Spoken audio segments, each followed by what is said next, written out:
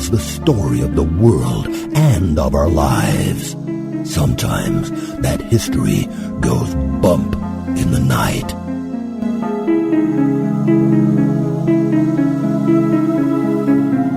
Broadcasting from the center of oddity and the supernatural in Central Florida, it's the History Goes Bump podcast.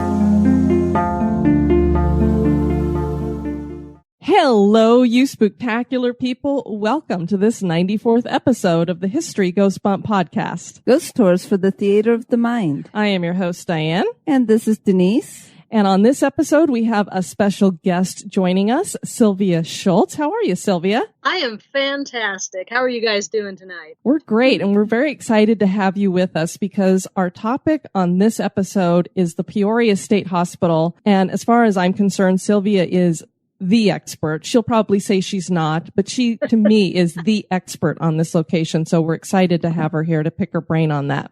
And the way I see it, it's 2 against 1, so we win. Okay, I'll roll over. I'll show belly. All right, Denise, why don't you tell the listeners a little bit about Sylvia? Sylvia is a paranormal investigator, writer, and host of the Lights Out podcast. She got involved in paranormal research while writing and researching her nonfiction book, Ghost of the Illinois River, in 2010. Her fascination with ghosts dates back to her childhood, as she is an avid reader who was raised on Grimm's fairy tales. A few years ago, she was inspired to write a collection of people's supernatural experiences at the Peoria State Hospital in Bartonville, Illinois. The project became the book, Fractured Spirits, Hauntings at the Peoria State Hospital. Both the book and her research were featured on an episode of Ghost Hunters, Prescription for Fear, which aired on January 30th of 2013. She lives in Illinois with her husband. She works at the Fond du Lac District Library, and she also serves as a publicity director for Dark Continents Publishing. In addition to nonfiction, she also writes romance and horror. Well, that's very cool. I am a fellow writer, so I'm really impressed with how prolific you have been because I know how hard it is to write. So you've written quite a few books. I am actually no longer publicity director for Dark Continents Publishing. I am, however, publicity director for Crossroad Press. Whitechapel Press put out my book Hunting Demons this past year, and they are also going to be putting out the book that I'm currently working on, which is about one of the patients at the Peoria State Hospital. I'm sure we will get to that later on. It's a fascinating story. Well, very cool. Okay. And so is Hunting Demons, is that going to be demons, or just... Yes, it is demons. The genesis for Hunting Demons came out of a conversation I had with a fellow ghost hunter January of last year. She came to me and she had been investigating for several years and knew I was an investigator as well. And she is also a Christian. Weird combination, I know, but yeah, she really believed in what she was doing. And she also was very strong in her faith. And she felt that she had been attacked by 3 demonic entities. And she came to me and told me this story. And she said, I want people to know about this. She said, I am one child of God. If it has happened to me, it has happened to other people. And I want people to know that there is help out there.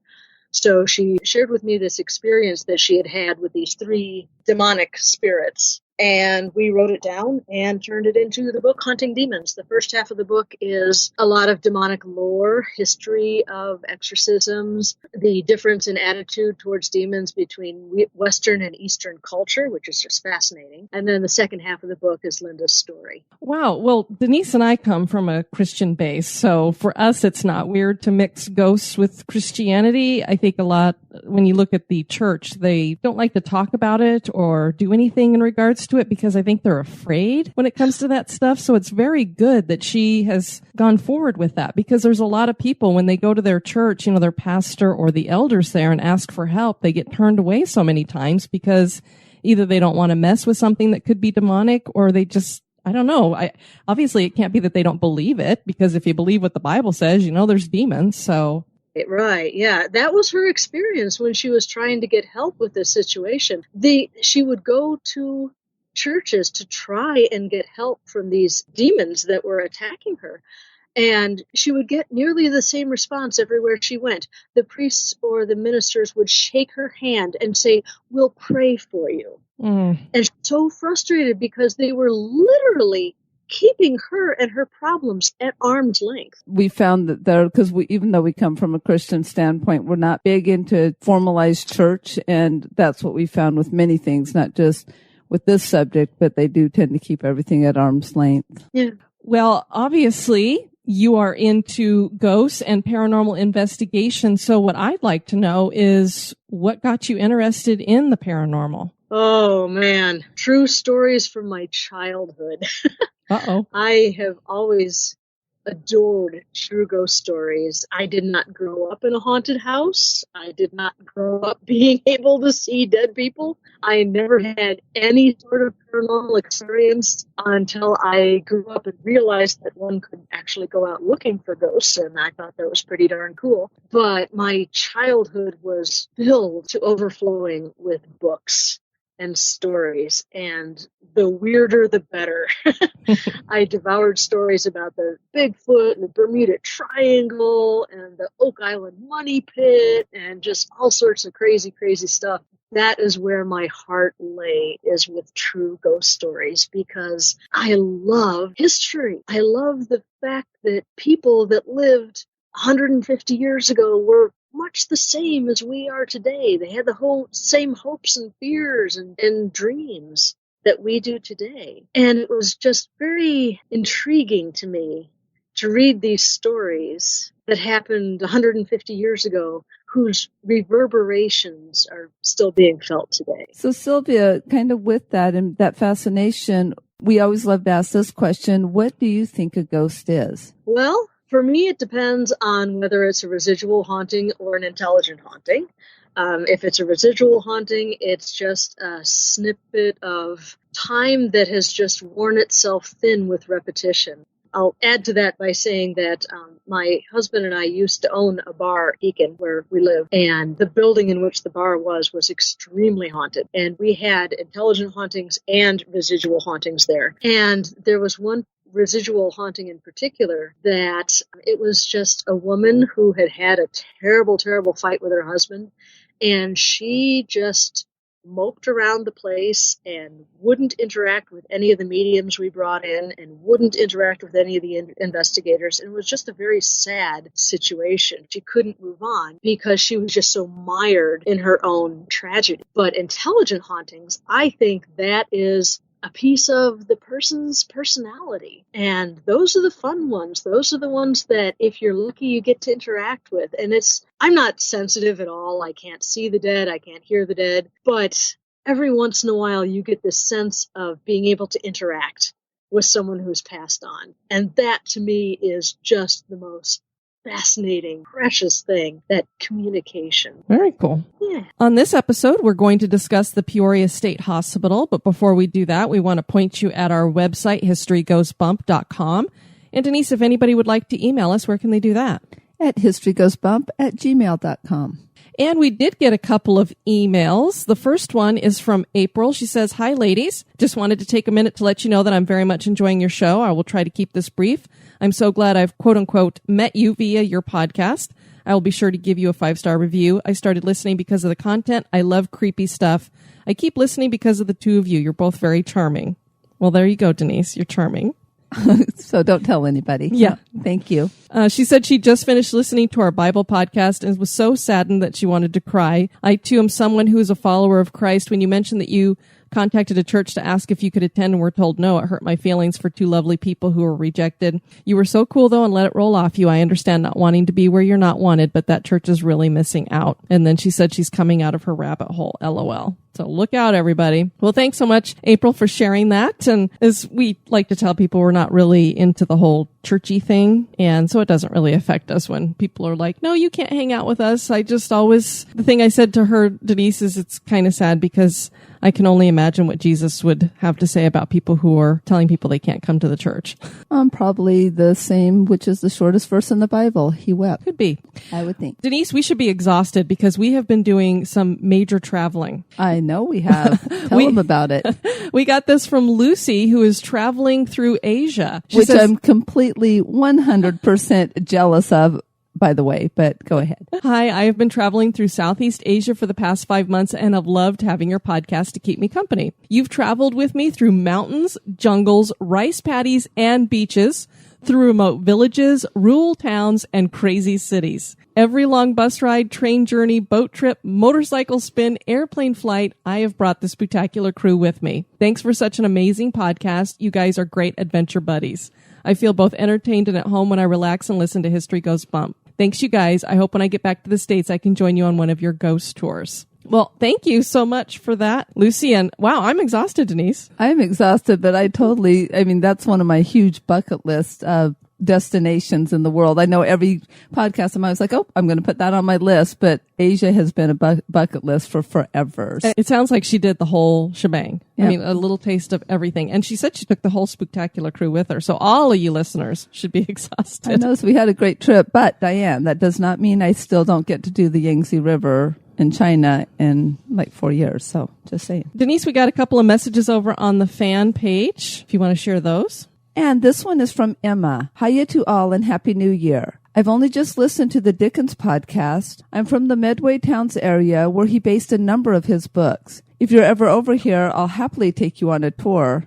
And that has been duly noted, just by the way. I went to school at Fort Pitt in Chatham, which is up the hill from his childhood home, and is mentioned as Fort Pitt Field in the Pickwick Papers. That's like a tongue twister. I know you mentioned Dickens not being documented as haunting anywhere, but that's not exactly true. Local legend in Rochester states that he walks the dry moat of Rochester Castle on Christmas Eve, which once served as a graveyard for Rochester Cathedral, because in his will he wanted to be buried there, and he was instead interred at Poets' Corner. There are 2 Dickens festivals in Rochester, one in June and the other in December, which celebrate his works and characters. I also think the students at Gads Hill School, his former home, have the tale about him haunting there as well. And then Nisa added, and Garrison, North Dakota, does a Dickens festival every winter. It runs for 3 weekends starting on Black Friday. They have an actual double-decker bus, sleigh rides, fruitcake toss competitions, and, of course, a play. That's about the only good use for fruitcakes. I was just going to say, I think I could handle that kind of fruitcake. It would be hard to toss, though, because that stuff is heavy. I know. It's like, oh, so that's what you do with fruitcakes after all. I guess it beats a cow patty toss. We want to welcome into the spooktacular crew, Bill. Hey, Bill. Ian. Hi, Ian. And Stuart. Hey, Stuart. And we got a couple of 5-star reviews over at iTunes. The first one's from Chalks. For history lovers, you will love this podcast if you enjoy history. Thanks, Chalks. And Madcatter31. Love History Goes Bump 5 stars. This podcast combines my 2 favorite things. It's like stuff you missed in history class meets campfire stories. That is very awesome to hear because I love both of those shows, and that was kind of the idea to combine those 2 things. How could it be any better? I really appreciate the thought and research put into the episodes. I'm a referral from Bizarre States, and I'm so glad Jessica mentioned this podcast. P.S. I love hearing the Disney tidbits here and there. You guys are awesome, and I look forward to each new episode. Well, thank you, Mad Catter. Denise? Yes? I think you, I, and Sylvia should head on over to the Peoria State Hospital. Yes, we should, and I'm more excited to be at this hospital.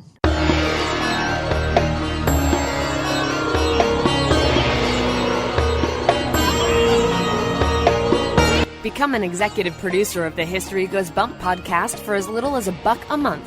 For $5 a month, you can access exclusive content like the Haunted True Crime Bonus Cast. And for $10 and above a month, you get all that plus awesome History Goes Bump gear. Check out patreon.com/historygoesbump for more information. Or you can give us a one-time donation by clicking the donate button at historygoesbump.com.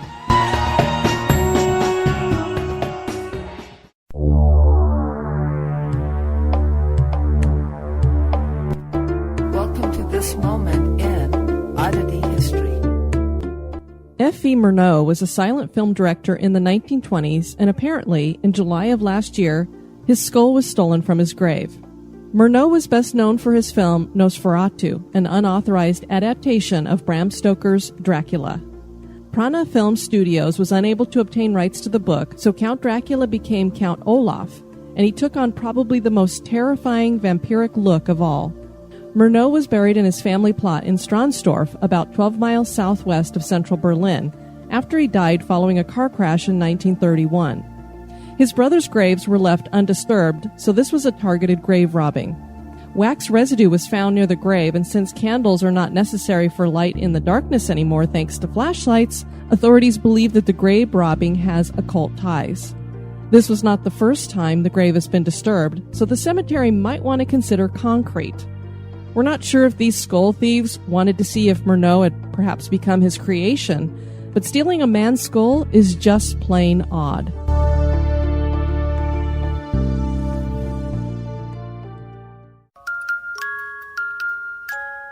Are you afraid of the dark? That's just silly. What you should be afraid of is the thing that watches you sleep. This day in history. On this day, January 4th, in 1781, Charles Messier discovers M80, which is a globular cluster in the constellation Scorpio. Messier Object 80, as it is formally known, was one of the first discoveries made by Messier, who was a French astronomer and surveyor. M80 is estimated to be at a distance of 32,600 light-years away, with a spatial diameter of about 95 light-years. The cluster contains several 100,000 stars, making it one of the more densely populated globular clusters in the Milky Way. M80 is unique in that it contains a large number of blue stragglers. These are stars that are believed to be younger than the rest of the cluster that they are located within, and they are blue and more luminous. One theory surmises that they are younger because they were captured by the cluster and are not really part of it. In 1860, a nova was found in the cluster.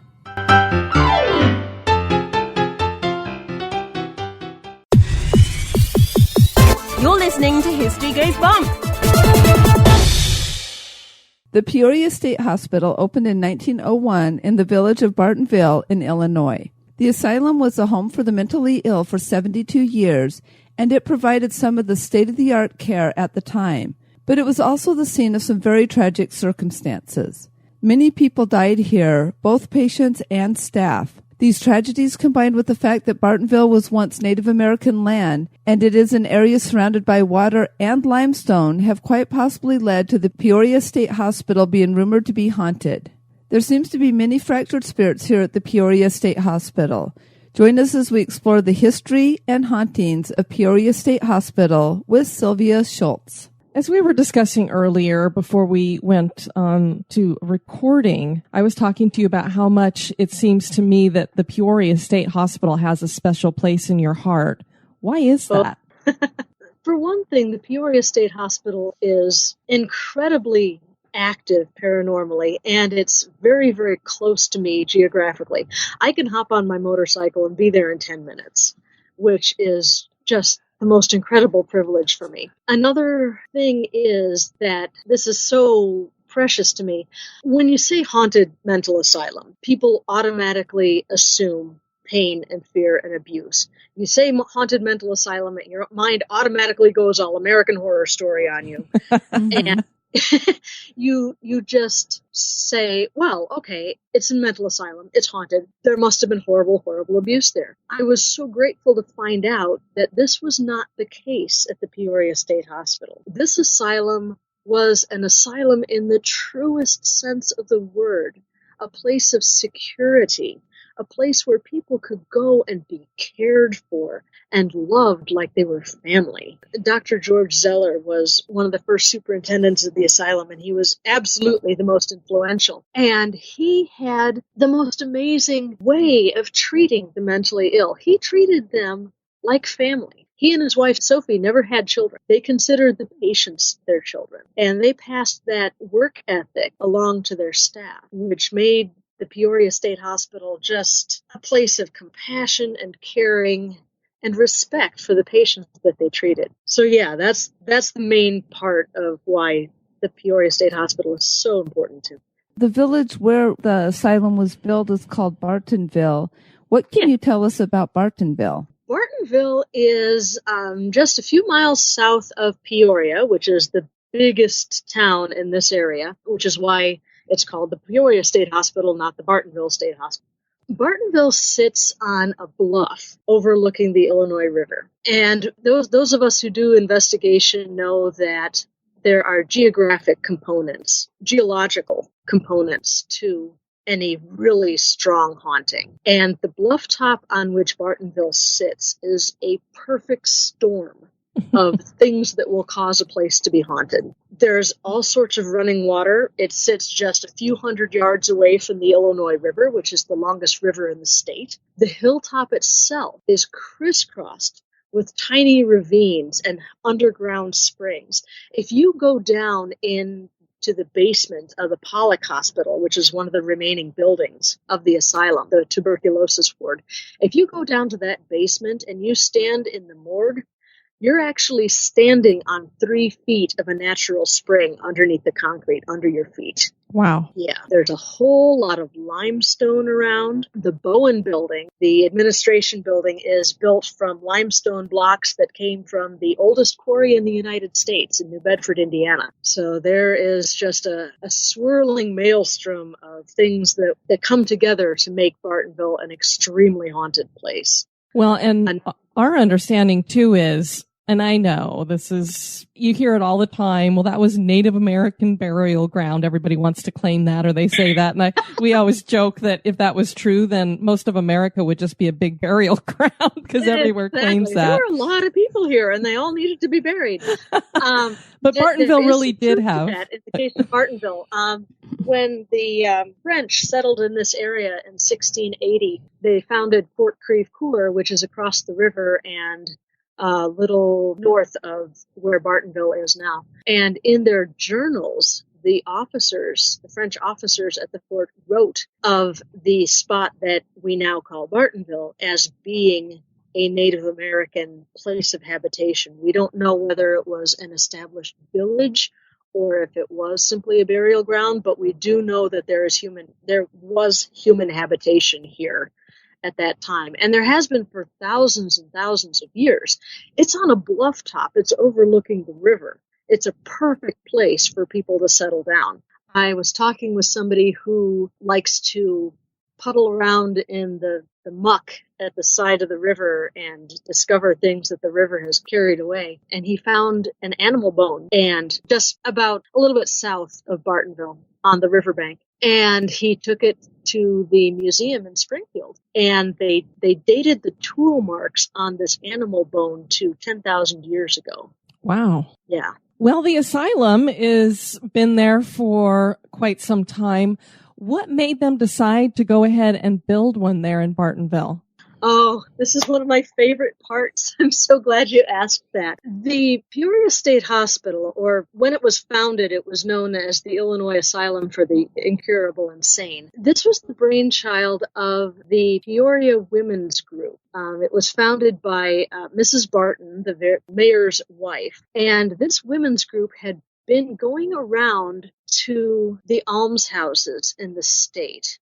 Now, almshouses in the late 19th century were horrible places. The worst of them were no better than barns.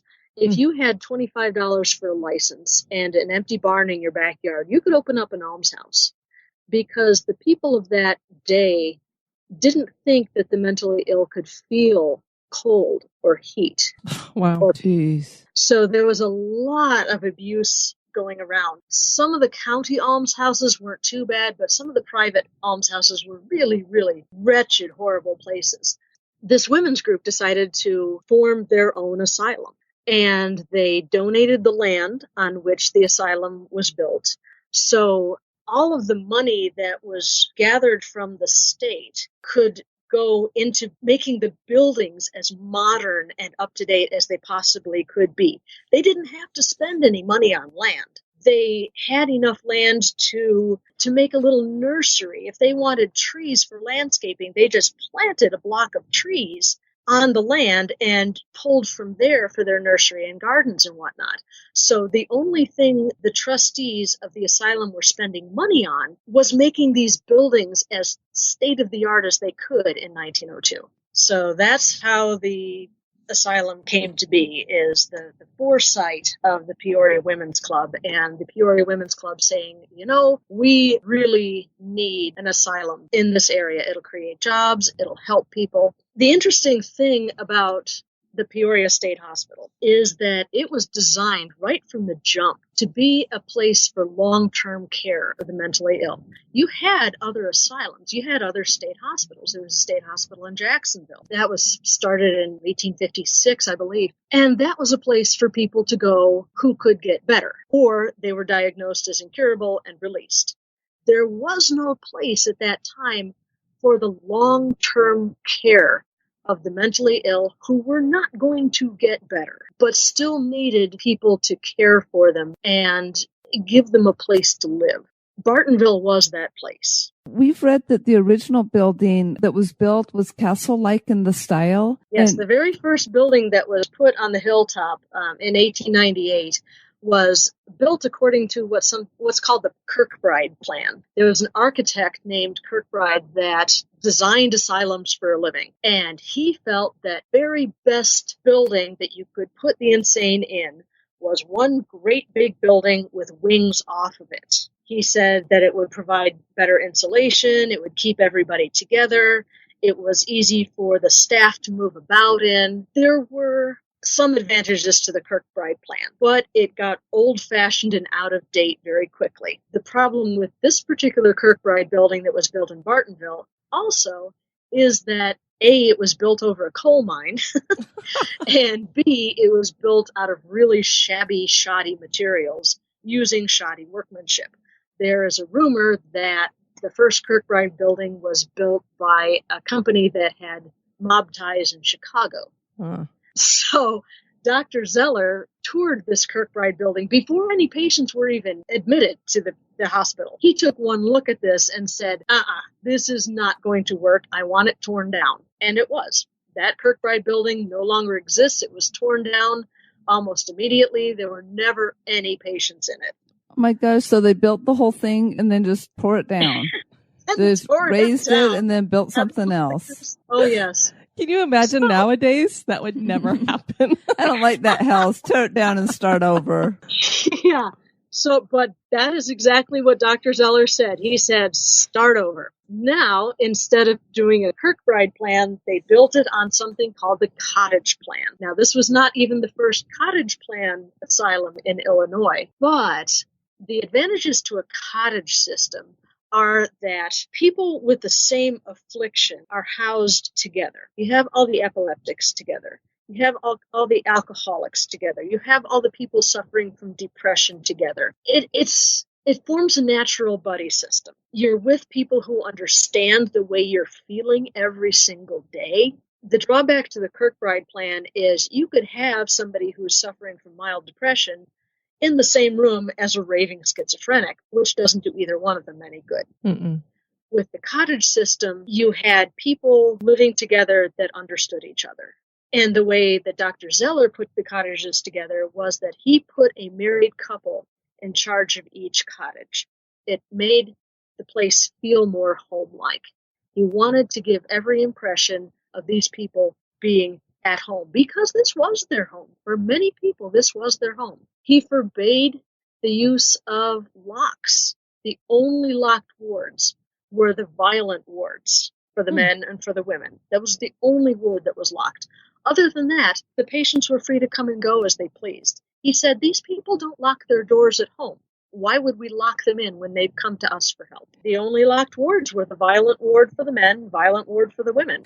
Well, you've mentioned Dr. Zeller, and from what we've read about him, he just sounds like an amazing man that really wanted not only to understand the mentally ill, but get other people to understand them as well, and not using some of the same techniques that were being used in other places. But unfortunately, he left the asylum for a little while, and then things kind of went awry, I guess. It didn't work out really well. That is exactly right. He did leave for a little while to become the superintendent of Alton Asylum. And he was invited back to Bartonville, and he came back, and you would think, okay, Dr. Zeller was a military man.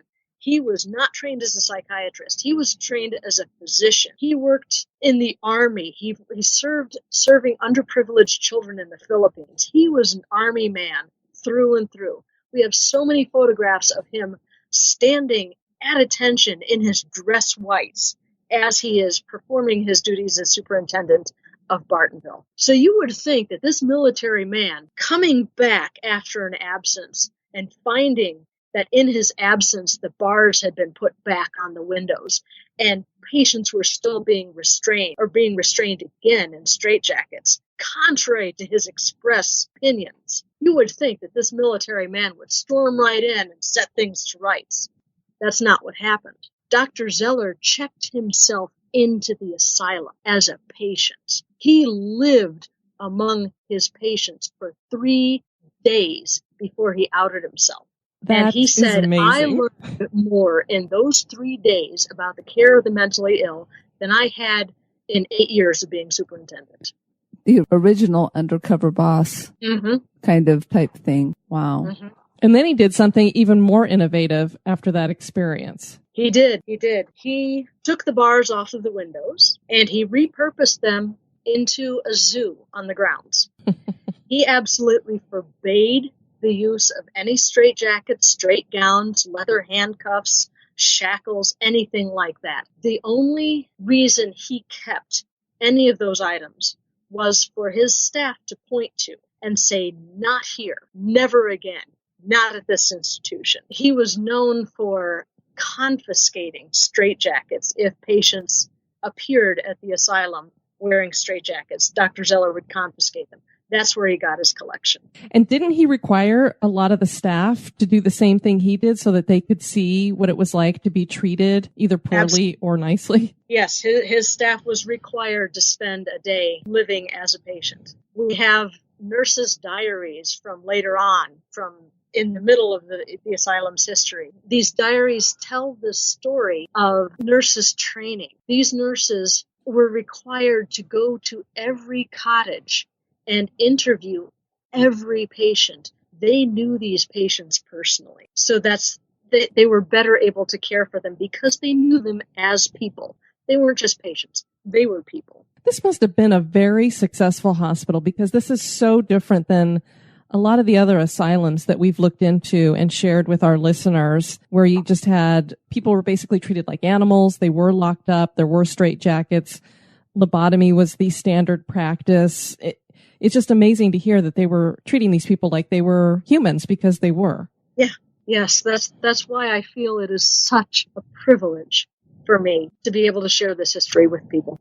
How many buildings were originally on the property there? The opening day map shows 17 buildings. It very quickly grew. They realized very early on that 17 buildings were not going to be enough. At the height of the asylum's history, there were 63 buildings on the hilltop. There were 4 dedicated hospitals. There were surgeries performed on the hilltop. In addition to caring for the mentally ill, they also served the indigent population of the area medically. Anybody who couldn't afford to go to the hospitals in Peoria came to Bartonville, and they were treated. 13 of those buildings are left. There are 2 buildings that are pretty much in their original state.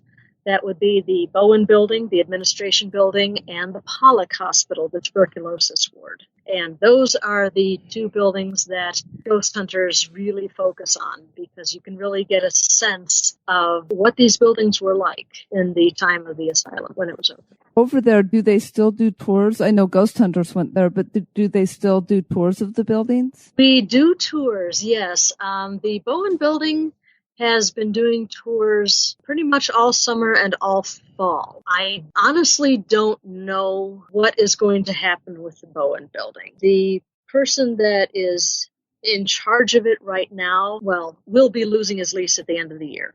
So I really don't know what's going to happen with the Bowen Building past that.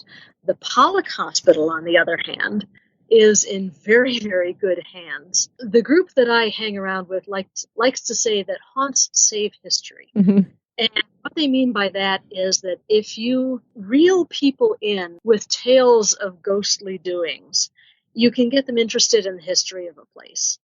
The Pollock Hospital serves as the haunted house for the Limestone High School JFL every year. Every October, the entire month, we do a haunted house. People run through there. It's purely for entertainment. But if you do historic tours, there's money in it, but it's kind of a trickle. If you do a haunted house and you're taking in however many thousands of dollars over the course of the month, that's a big chunk of change right there. After this year's haunt in October of 2015, that building now has a new roof, a new foundation, a new sprinkler system, and a couple of other new additions, new improvements to the building, just because of that haunted house. See, that's what we love about that kind of stuff, because there are people who will decry some of the commercialization that comes into whether you're hosting ghost tours, ghost hunting, a haunted house. And I've always said, that's the best way to make money, to keep these buildings alive, because so many of them just get razed, and it's so much history that just goes right down the drain when that happens. Yes, that's what we're terrified of happening with the Bowen building. But yeah, that's exactly right. We have taken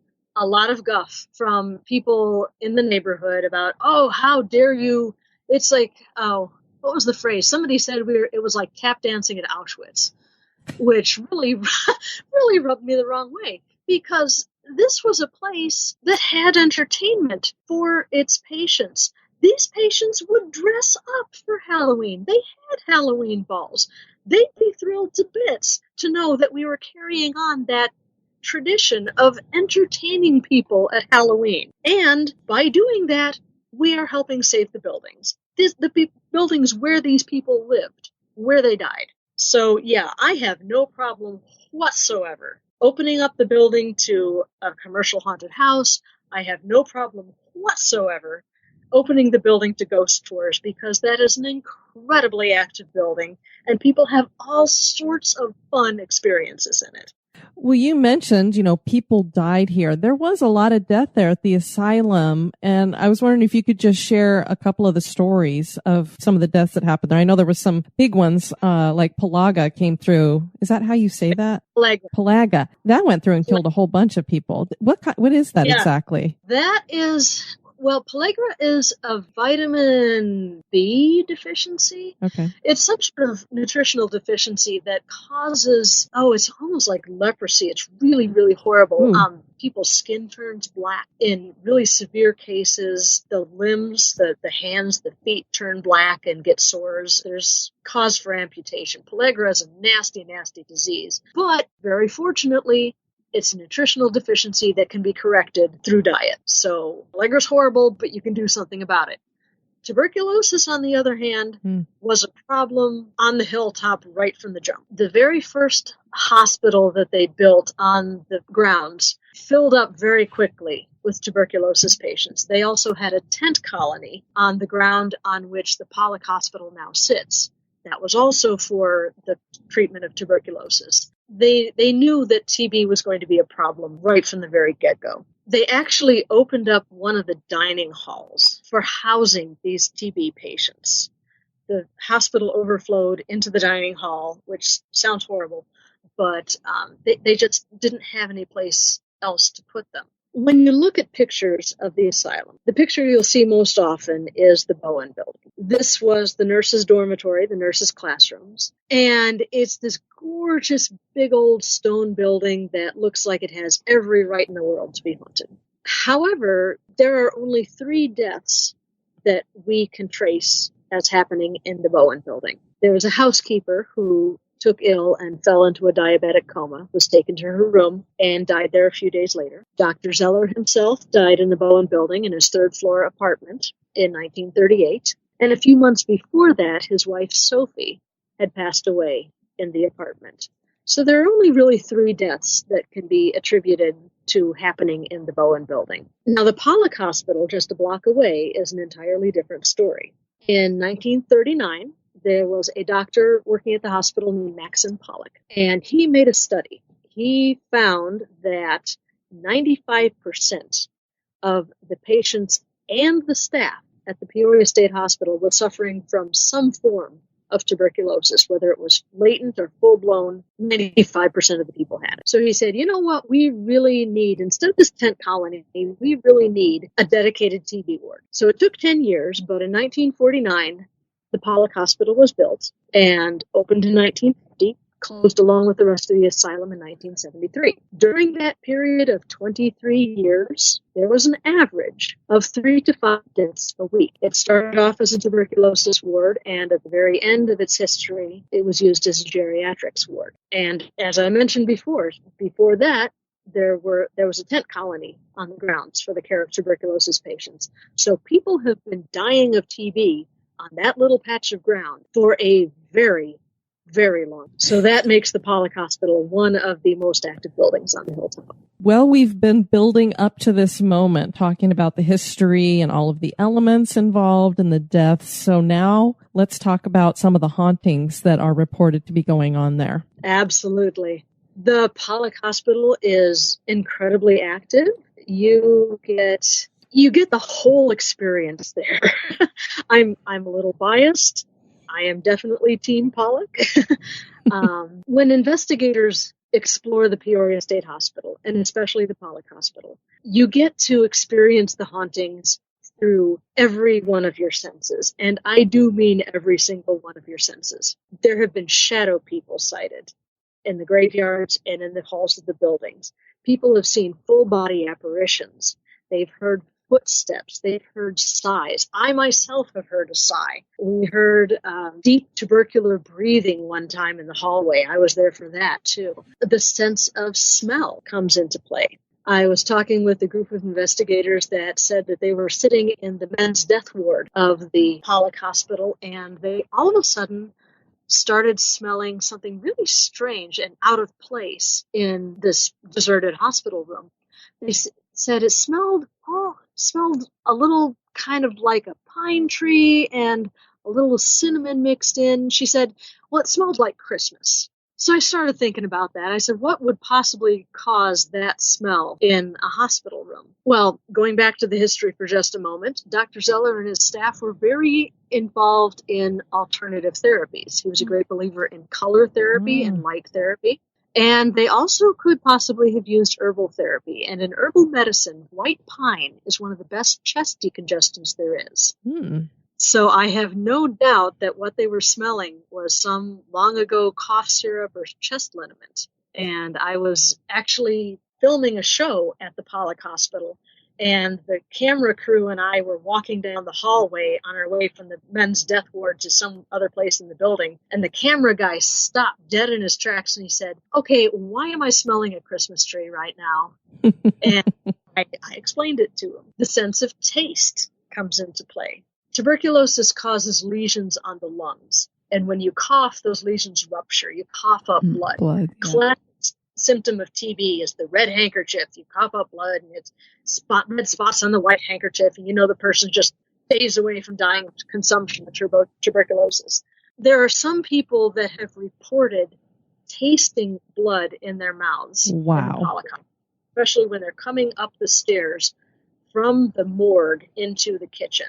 And sometimes that taste is so thick and so coppery that they have to go outside the building and be sick in the bushes. That is one of the most amazing things I've ever experienced, thank goodness. Oh, that is one of the most amazing things I've ever heard of. Because it's one thing to smell something, but to get that taste in your mouth, it's almost as if the spirit has come into that person's body and is helping them to experience something they had experienced themselves. Yeah, because why else would you have taste? Because smell, everybody can participate in. But if you have bleeding in your own mouth, the people around you don't usually taste that, but they could smell the same things that you're smelling. So that is very bizarre. Taste is such an intensely personal feeling. Exactly. Wow, that's amazing. Thank you for sharing that. You bet. I'm happy to. That's just a really astounding place. Now, do they have specific people that they know are there, or do they just kind of surmise who might be hanging out? There are dozens, maybe even hundreds of spirits that hang out there, but we have pinpointed a few of them. There is a little girl who hangs out in the basement of the Pollock Hospital. She'll appear in the morgue every once in a while, but she usually seems to hang out in the basement, apart from the morgue, which was used as a storage area at one point. At one point in that building's history, the storage area was used to store artificial limbs. And this little girl, whom we have named Elizabeth, seems to have passed on at about 5 years old. She always appears to be about 5 years old. She walks with a limp, as far as our sensitives have been able to tell. And any EVPs we collect from her seem to have a garbled quality to it. So she was pretty severely handicapped in this life. Could possibly have had an artificial leg or a bum leg of some sort, which may explain why she likes to hang out in the artificial limb room. But she is very playful. She enjoys it when people come down with EMF meters. She likes to play with the lights. She likes to come near the meters and make the lights light up and then back off and watch the lights go down. There is a nastier spirit that hangs out mostly in the morgue of the Pollock Hospital. We think that we can't figure out whether he was a patient or an employee of the asylum, but he was like a dock worker or something. He's a bully. He's got the foulest mouth you can imagine. We asked him one night when we were doing an EVP session with a spirit box, we asked him what he wanted, and he said whores. Well, I guess he knew what he wanted, huh? Yeah. He had his list down. That was on the list, whores. So yeah, he's a bully. He likes to press his finger on right in between your shoulder blades on that muscle back there and cause a searing, stabbing pain in the back of your neck. And he won't let up until you go upstairs and leave his territory. He is quite the bully. There is with him, have you personally encountered him? Like, has he done anything to you, or? He has never physically attacked me, but I was privileged to be doing a spirit box session down in the storeroom of the Pollock Hospital.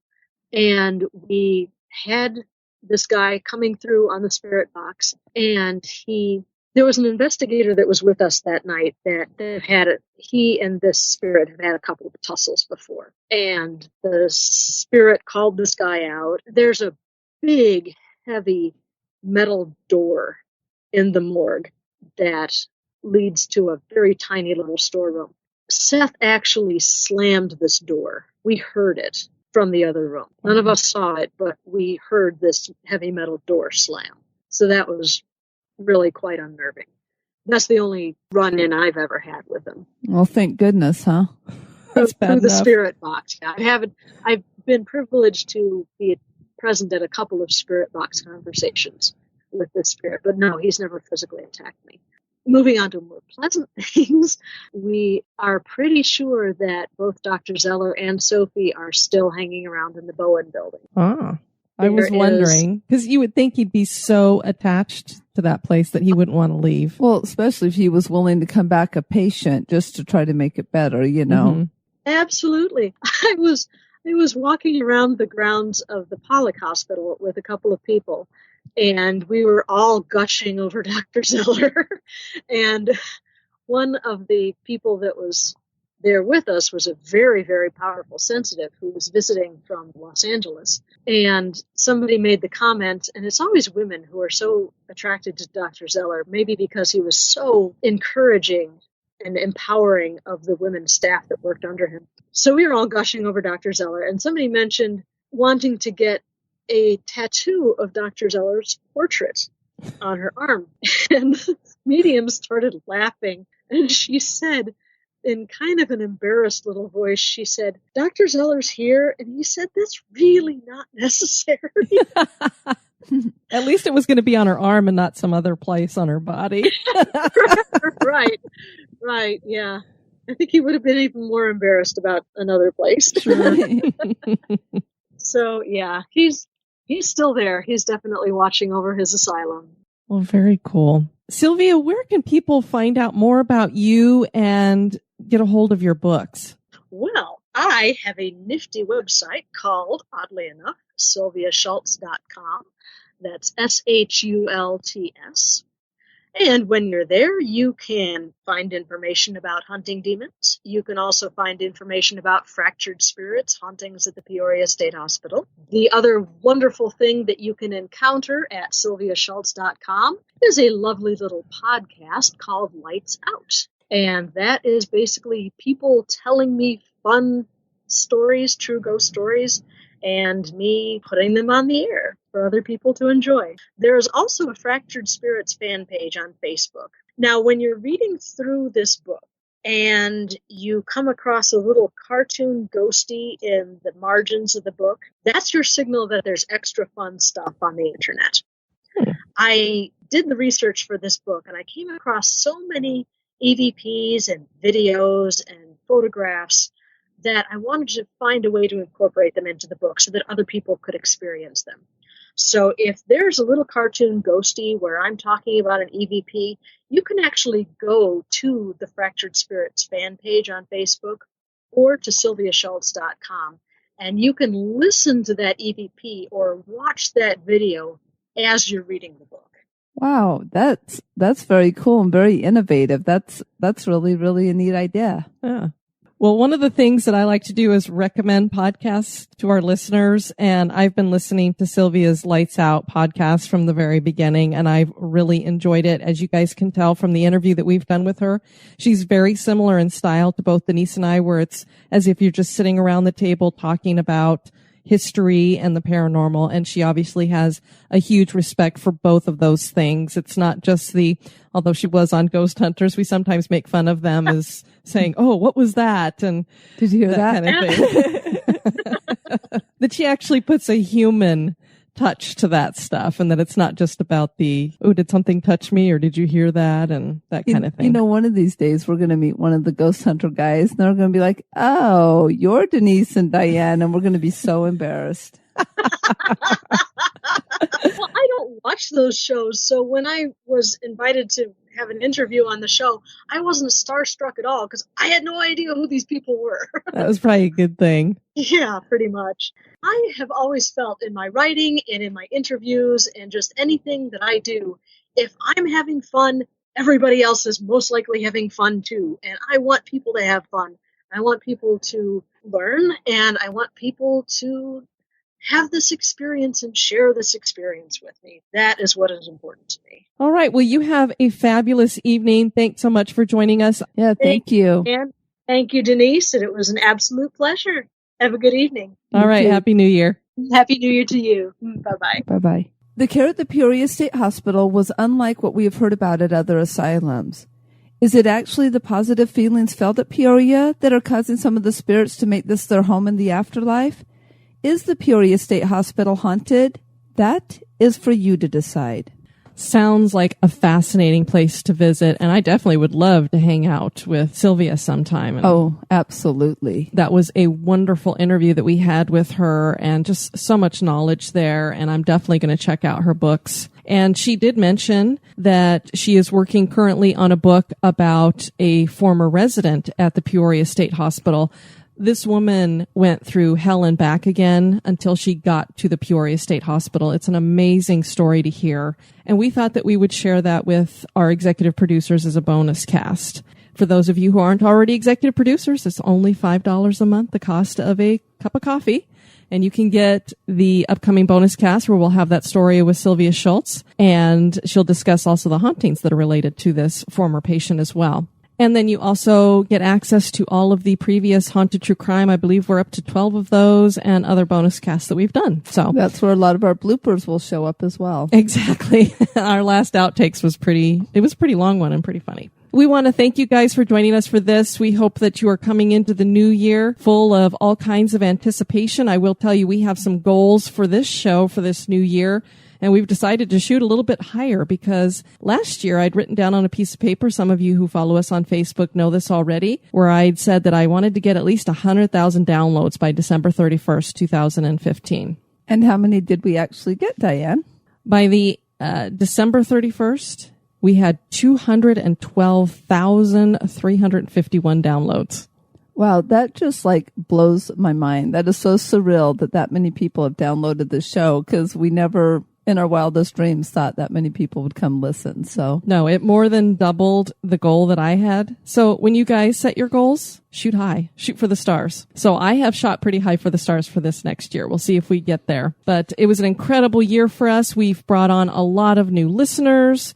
The show is expanded. We got the research crew. Meetups. Yeah. I mean, it's just, we've met some of our listeners, that we didn't know until History Goes Bump, and just the emails and the online friendships that have started to form as well. It's just been a really, really incredible year. Indeed. So we got exciting things coming in 2016. We have our 100th episode coming up this month as well. Yes, we do. And I'm kind of noodling around what kind of fun stuff we'll do for that. I'm not quite sure yet. We're glad you guys tuned in for this one. I have been your host, Diane. And this has been Denise. You take care now. Bye-bye. Executive producers of this episode have been Dave and Ann, Melissa, Levi, Nicole, Jade, Sharon, Cricket, April, Katie, Stephen, Heather, Amy, Tanya, Leanna, Laura, Seth, Tracy, Josh, Barbara, Ashley, Griffin, David, Wendy, Roger, Dan, Janice, John, Laura, Homeworks, and brand new executive producers are Jenny Lee Watt, Liz Evans, Lana John, and Stuart Putney. Thank you.